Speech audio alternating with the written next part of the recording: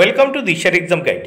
প্রিয় তৃতীয় শ্রেণীর পরীক্ষার্থী বন্ধুরা, তোমাদের জন্য এই ভিডিওটিতে আমি আলোচনা করতে চলেছি তৃতীয় শ্রেণীর প্রথম পর্যায়ক্রমিক মূল্যায়নপত্র 2024।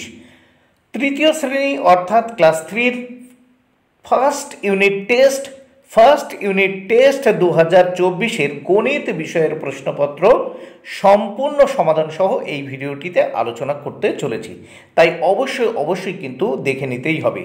গণিত বিষয়ের প্রশ্নপত্রটি প্রাথমিক শিক্ষা পর্ষদের নির্দেশ অনুযায়ী নবপ্রবর্তিত পর্যায়ক্রমিক মূল্যায়ন পদ্ধতি অনুসরণ করে কিন্তু এই প্রশ্নপত্রটি তৈরি হয়েছে, তাই অবশ্যই দেখে নিতে হবে। পূর্ণমান 10, সময় 20 মিনিট, বিষয় গণিত।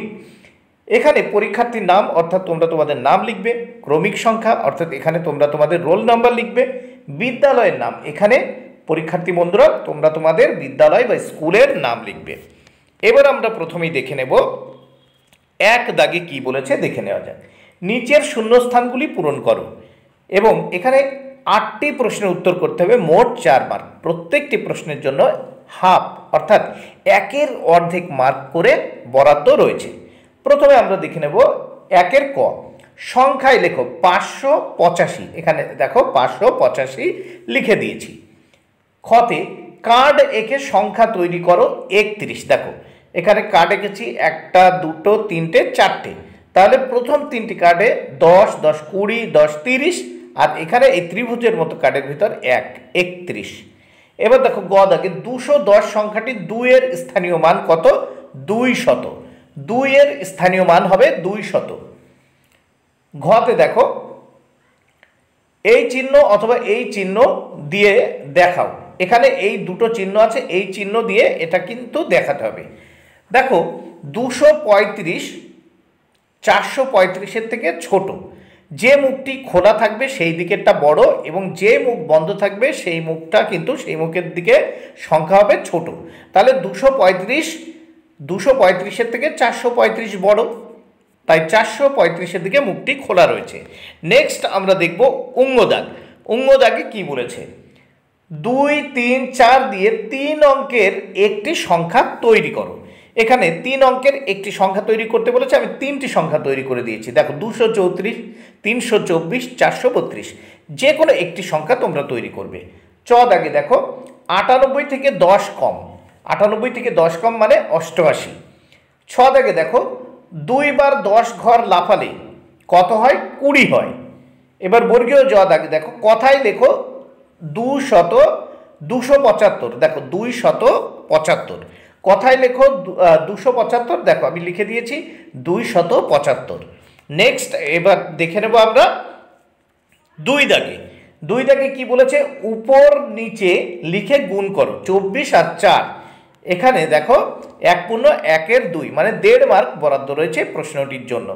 তাহলে 24-কে 4 দিয়ে গুণ করব। 4 দিয়ে গুণ করলাম, প্রথম দেখা যাক 4 4 16 6, হাতে থাকলো 1, 4 2 8 আর 1 9, 96 বা 96।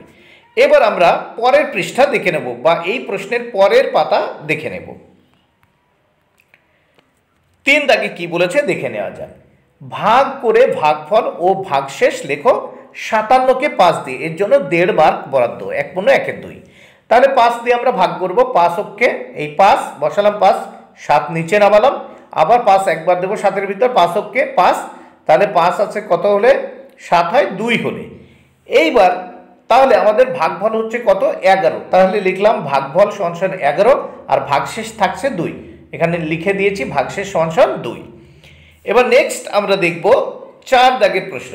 4 দাগে কি বলেছে দেখে নেওয়া যাক। নিচের সমস্যাগুলি সমাধান করো, এর জন্য দেখো 3 মার্ক বরাদ্দ।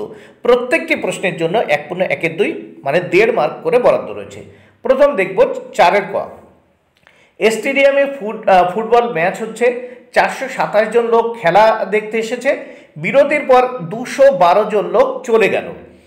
তাহলে বিরতির পর কতজন লোক রইল? দেখো একেবারে উত্তর করে দিয়েছে এখানে 215। এখানে দেখো 427 বিয়োগ 212, কারণ স্টেডিয়ামে ফুটবল খেলা হচ্ছিল, 427 জন খেলা দেখতে এসেছিল, কিন্তু বিরতির পর এই 212 জন চলে গেল। তাহলে 427 বিয়োগ 212 থাকলো 215। এখানে একবারে উত্তর চাইছে, বিরতির পর 215 জন লোক রইল। এবার নেক্সট আমরা দেখব খ দাগের প্রশ্ন ও তার উত্তর। খ দাগে কি বলেছে দেখে নেওয়া যাক।